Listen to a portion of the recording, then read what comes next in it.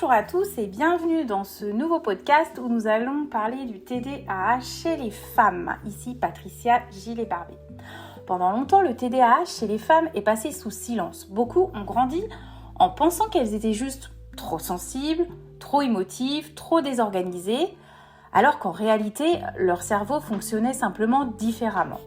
Quand on parle du TDAH, beaucoup imaginent un petit garçon qui court partout.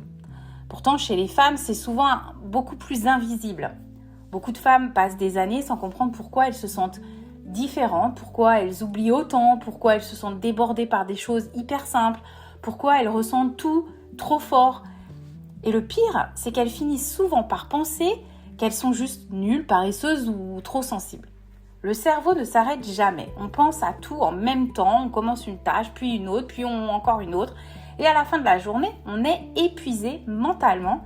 Alors, on a l'impression de n'avoir vraiment rien fait ou rien terminé. Beaucoup de femmes avec un TDAH apprennent à cacher leurs difficultés. Elles sourient, elles font semblant de gérer et compensent énormément. Mais intérieurement, c'est souvent le chaos. Certaines pleurent facilement, d'autres explosent puis culpabilisent. Certaines se sentent rejetées juste pour un simple message sans réponse.